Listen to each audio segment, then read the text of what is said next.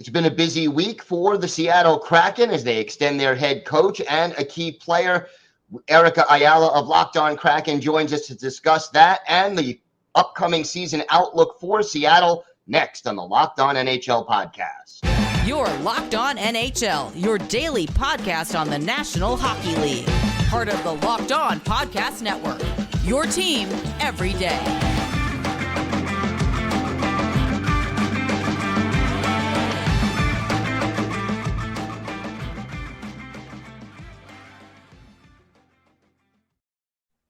And welcome, everybody, to the Monday edition of the Locked On NHL podcast, part of the Locked On Podcast Network, your team every day. Want to thank everyone who makes Locked On NHL your first listen every day. Don't forget to subscribe on YouTube or wherever you get your podcasts so you can get new episodes as soon as they drop. And you can now also hear us on SiriusXM on the SXM app. Just do a search for Locked On NHL. It is great to welcome back to the show a familiar voice and face for Locked On NHL listeners. She is the host of Locked On Kraken and also does our bi-weekly women's hockey spotlight here on Locked On NHL, Erica Ayala. And Erica, how you doing? It's been a busy week for the Kraken. Yes, it sure has been. We got a contract extension with our first ever head coach, and we avoided arbitration with Vince Dunn. So we finally got some movement here in the offseason. Let's start with the head coaching extension. I mean, Dave Hakstol took this team further than most experts anticipated they would go in year two. What are his biggest strengths as a coach that got him and earned him this extension? Definitely building culture. We talk a lot on Locked On Kraken, and the last episode that we had really breaking down the Dave Hakstol deal, we were talking about that he created a culture. And you know, he was also very open about when he was hired with the Seattle Kraken and recently with his extension that he's very grateful to have a second opportunity as a head coach in the National Hockey League. And there were a lot of #fire Hakstol tweets in season one. But even for me, I think it was evident that it was a good foundation that Dave was trying to build. It just maybe wasn't the right pieces at that particular time. And we saw that the Seattle Kraken got busy at the trade deadline, including getting rid of our first ever captain.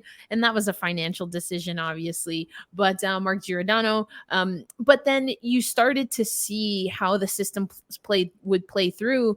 And then leading up to our playoff run, which we have talked about on this show, probably arrived a little bit early. But that's because there was that system and that culture that Dave Hakstol instilled, and that was really permeated through all four forward lines and the defensive pairs. And that is how the Seattle Kraken has been successful, really leaning into the culture, everything by committee. Do you think this extension changes anything about his approach, that he has a little more security? How does this affect the way he goes about things?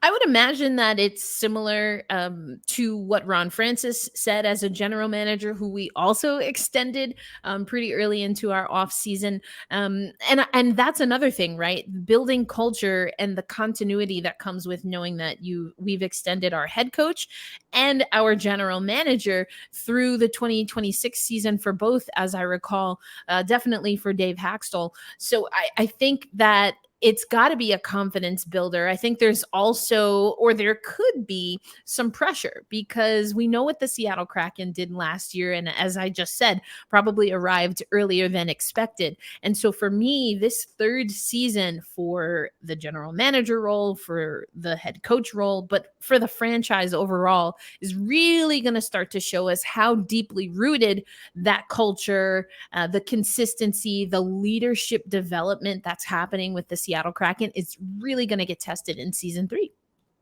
Yeah, and now all of a sudden there's real expectations. So exactly, little pressure there. You mentioned the Dunn extension. Obviously, great to avoid arbitration. Certain things get said in arbitration hearings that could negatively affect the way a player feels about his employer. what does Dunn mean to the team and that extension?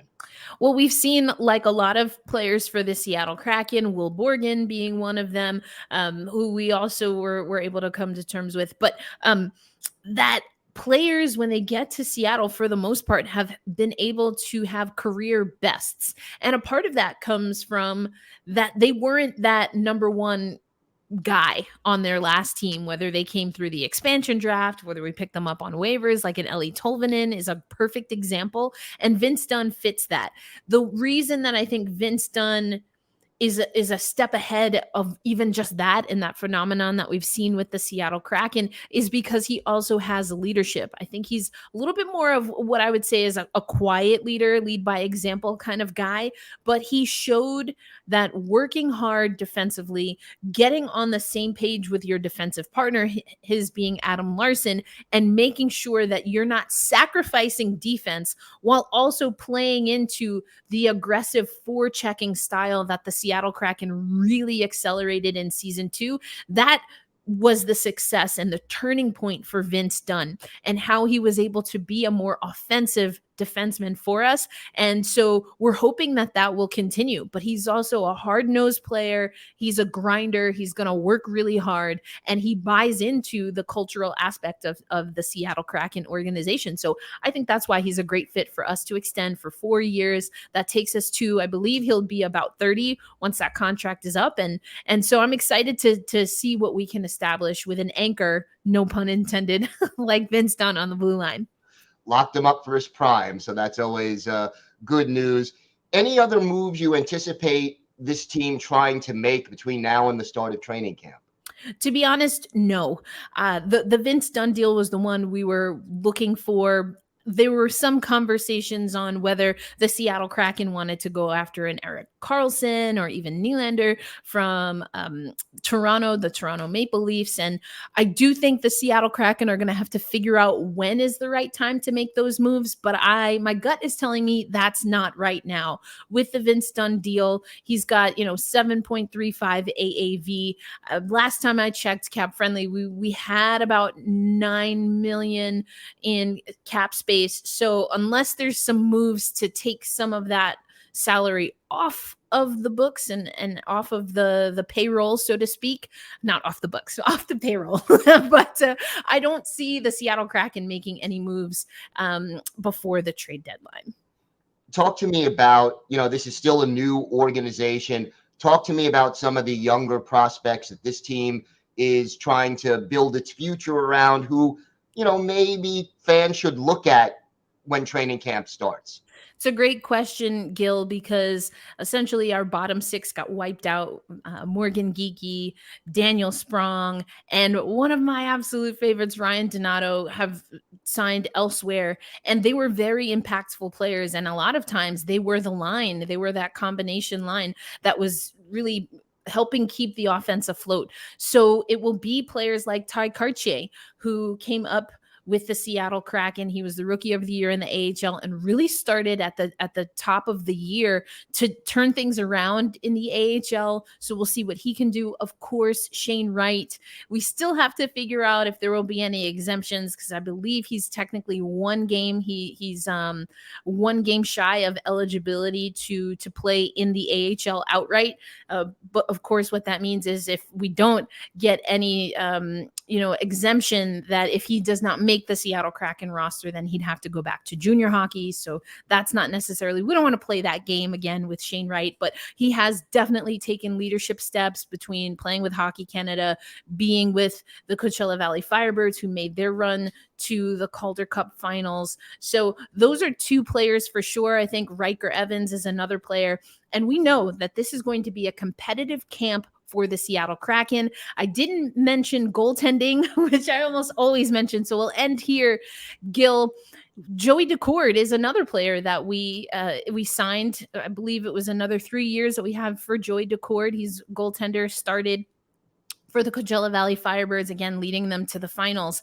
But Chris Driedger will be back healthy. He was on assignment at the end of the season with the Coachella Valley Firebirds, backstopping DeCord. And then, of course, we have Philip Grubauer, who really came into his own with the Seattle Kraken towards the back end of the regular season and, of course, in the playoffs. So across the board, whether it's young talent stepping up or even players like the goaltending position, where we have to see, who's going to jockey for spot 1 and spot 2 for the Kraken, and then how that impacts the Coachella Valley Firebirds. It's going to be a really exciting training camp. I can't wait to get out there to Seattle.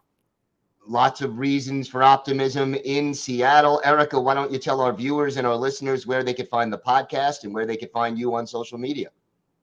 Appreciate it. Well, first and foremost, thank you so much, Gil, for having me on the Monday show, and I'll catch you again on Friday. But you can find me at elindsay08. That should be on the bottom of the screen if you're watching on YouTube.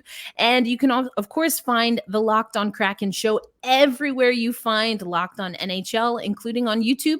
Of course, you just swipe out Locked On NHL for Locked On Kraken, and that's where you can find the show.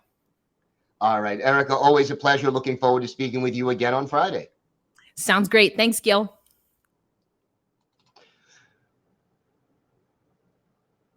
Today's episode is brought to you by a product I literally use every day, AG1. Maybe you're like me, you want to be healthy and eat well, but it's always easier said than done. That's no longer the case with AG1. With one delicious scoop of AG1 in a glass of water each day, you're absorbing 75 high-quality vitamins, minerals, whole food source superfoods, probiotics, and adaptogens to help you start your day right. This special blend of ingredients supports your gut health, your nervous system, immune system, energy, recovery, focus, and aging, all these things. An AG1 costs you less than $3 a day. You're investing in your health, but it's cheaper than your cold brew habit. If a comprehensive solution is what you need from your supplement routine, then try AG1 and get a free 1-year supply of vitamin D and 5 free AG1 travel packs with your first purchase. Go to drinkag1.com/NHL Network. That's drinkag1.com/NHL Network. Check it out.